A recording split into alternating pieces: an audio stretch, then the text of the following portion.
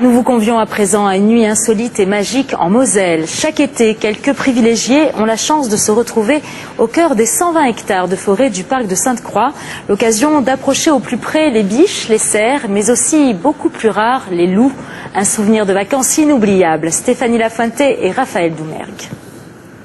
Des cerfs qui jouent à Viens là que je te pousse, au milieu d'une prairie au calme olympien. Il est 20h30, le parc de Sainte-Croix est fermé au public. Seuls quelques privilégiés peuvent partager cet instant lors d'une balade au crépuscule. Pourquoi le soir? Parce que les animaux ressortent des comportements naturels plus facilement. À l'autre bout du parc, Daniel se prépare à passer une nuit avec des voisins un peu particuliers. Sa tanière jouxte l'enclos des loups gris et la meute vient le saluer. Ça vous fait quoi d'entendre là cette meute de loups? Des frissons dans le dos. Des frissons qui arrivent jusqu'aux promeneurs. Ah, vous entendez? Tendre l'oreille, habituer son regard au seul éclairage de la lune, la visite met tous les sens en éveil. On est arrivé un petit peu dans l'après-midi et c'est vrai que là le calme du crépuscule est vraiment superbe.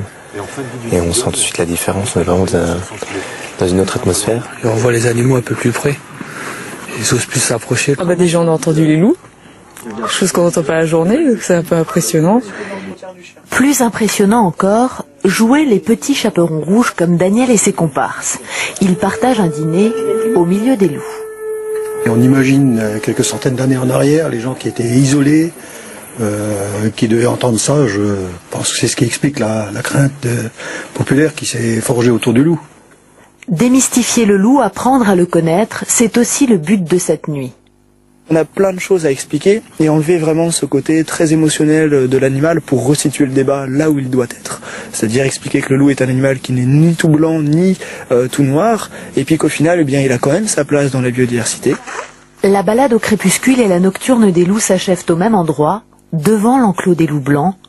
Ensuite, les visiteurs rejoignent leur chambre pour s'endormir au son d'une étrange berceuse.